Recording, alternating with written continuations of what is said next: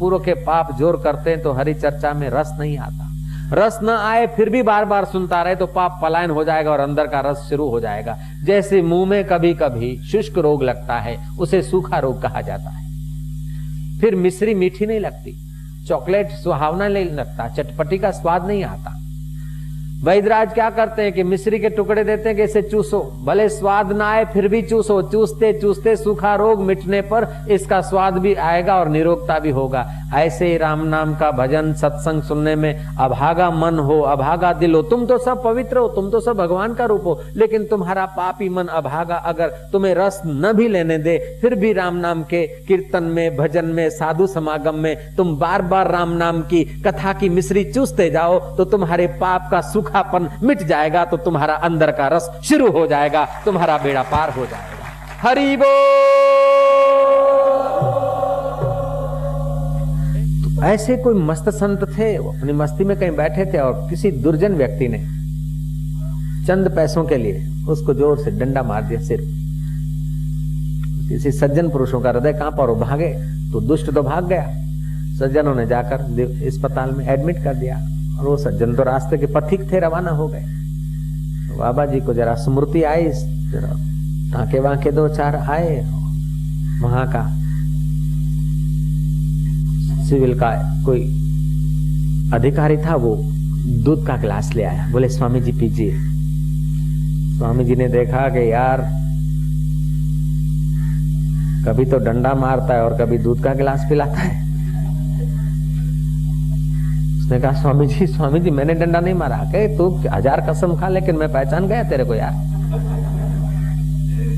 एक तरफ डंडे मारता है, दूसरी तरफ मलम पट्टी करता है, तीसरी तरफ दूध का गिलास भी तू ही पिला रहा है। बड़ी तेरी अद्भुत लीला है, बड़ी चालाकी करता है तू। बोले स्वामी जी मैंने डंडा नहीं मारा। अरे तूने क्यों नहीं मारा, तू ही तो था। तू घबराया, बोले स्वामी जी मैं हॉस्पिटल का कर्मचारी हूँ।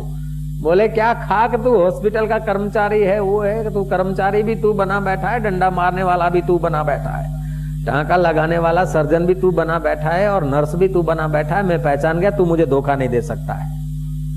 तब उसको पता चला कि स्वामी जी की तो आत्मदृष्टि है।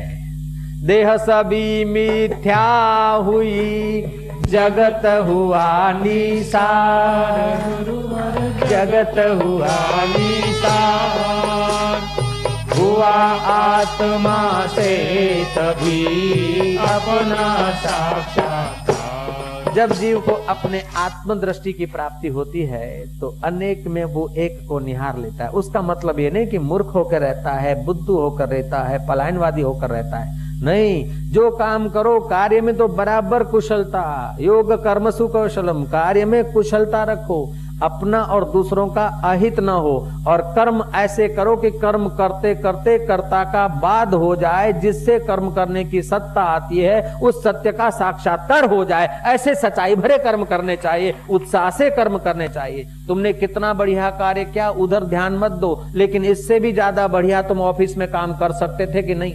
तुमने कितनी रुश्वत लिया और ज्यादा रुश्वत ले सकते हो क्या, ऐसा दुष्ट विचार मन में नहीं आने दो। तुमने किसी के लोभ से आकर किसी का अहित कर दिया, हजारों आदमियों का विचारों का श्रद्धा को ठुकरा दिया लोभ में आकर, ऐसा पाप का पोटला तुमने बांधा तो हजारों जन्म भोगने के बाद भी चुकाना मुश्किल हो जाएगा, क्योंकि ये मनुष्य जन्म है। यहाँ से तुम अनंत जन्मों की यात्रा के संस्कार क्रिएट भी कर सकते हो और अनंत जन्मों में भटकाने वाले बेईमान मन को मालिक के अमृत से तृप्त करके उसको साक्षात्कारी भी बना सकते हो। इस बात को तुम अगर याद रखोगे ना तो तुम्हारे मन में ये कठवल्ली का उपदेश, नचिकेता और यमराज का संवाद, जनक और अष्टावक्र का संवाद, सुखदेव जी और परीक्षित के संवाद का असर तुम्हारे चित्त पर होकर तुम भी अपने मन में कभी कभी संवाद किया करना कि आखिर इन चंद टुकड़ों के लिए बेईमानी करके अपना दिल बिगाड़ना क्यों। साधु है तो तुम ऑफिस में रहकर भी साधु हो सकते हो और ऑफिस में रहकर शैतान भी हो सकते हो। ऑफिस में रहकर सच्चाई से काम करके अपने चित्त को और योग्यताओं को विकसित करके जीवनदाता के रास्ते पर चलने की क्षमताएं भी ला सकते हो, और लांच, रुश्वत और दगा फटका करके किसी के हक छीनकर दूसरों को देकर शोषण करके तुम हजारों जन्म का सामान भी क्रिएट कर सकते हो। इसलिए कर्म में सावधान, करने में सावधान और होने में प्रसन्न। जब करते हैं तो वही भविष्य में फल मिलता है। जब फल मिलता है तो उसमें प्रसन्न होकर भोग लो। करने में सावधान, होने में प्रसन्न। हम क्या करते हैं कि करने में असावधान और होने में अप्रसन्न होते हैं, इसलिए दुख क्रिएट कर लेते हैं। दुख किसी ने बनाया नहीं, दुख बनाने की फैक्ट्री हम चालू कर देते हैं। हकीकत में करने में सावधान होना चाहिए और होने में प्रसन्न होना चाहिए। क्यों? अगर कोई कुछ दो गालियां या कोई अपशब्द आदि कुछ कह रहा है, होगा लेना देना, चलो बीत जाने दो, ऐसा करके चित्त को प्रसन्न। उसने 2 गाली दी और तुमने 3 दे दी तो तुम तो उसके पक्ष में हो गए। बहुमति तो गाली देने वालों की बढ़ा दी यार तुमने।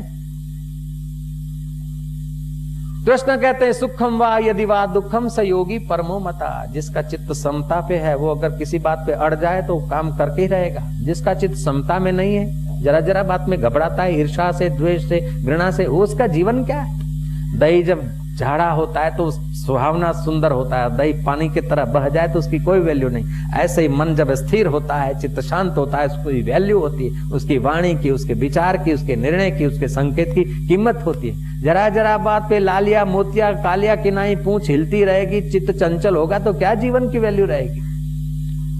तुम्हारा जीवन लालिया मोतिया और कालिया किनाई पूंछ हिलाने के लिए नहीं है, लेकिन तुम्हारा जीवन जीवन दाता को पाने के लिए है। ये बात सदैव जो याद रखता है उसका कार्य कर्म योग हो जाता है, उसका विचार आत्म विचार हो जाता है, उसका भोजन प्रसाद बन जाता है, उसका पानी पीना हम चरणामृत बन जाता है, उसका बोलना हरि की चर्चा हो जाता है, उसका देखना हरि का देखना हो जाता है। क्योंकि सब दिलों से वो हरि तो देख रहा है। बीच में हमारा मन और अहंकार आकर गड़बड़ी करता है। तो आज के श्लोक से, कठवली के उपनिषद से हम ये समझेंगे कि जल्दी से जल्दी जीवन के प्रकाश को पा लेना चाहिए। जो हर क्षण मर रहा है, हर श्वास जो मौत के करीब जा रहा है, इस देह को सजाना सुथरा रखना ठीक है, लेकिन इस देह की सुंदरता कोई वास्तविक सुंदरता नहीं। सच्ची सुंदरता तो दिल की है, जिसने प्रेम से, करुणा से, उत्साह से, सच्चाई से, हरि रस से अपने हृदय को सुंदर बनाया है। वो आदमी बाहर से भले सादा सूदा दिखता हो, झोपड़े में रहने वाला भी दिखता हो, फिर भी वो वास्तविक में सुंदर है। जिसने परपीड़न, भोली भाली जनता का शोषण करके महलों पर महल खड़े कर दिए, धन पर धन और देश परदेश में हवा खाने के हाउस बना दिए, उसका दिल सुंदर नहीं है, उसका जीवन सुंदर नहीं। वो जीते जी भय, चिंता और शोक की खाइयों में थपड़े खाकर मरने के बाद पिशाच, भूत और नारकी योनियों में बेचारे भटकने का सामान लिए जा रहे हैं।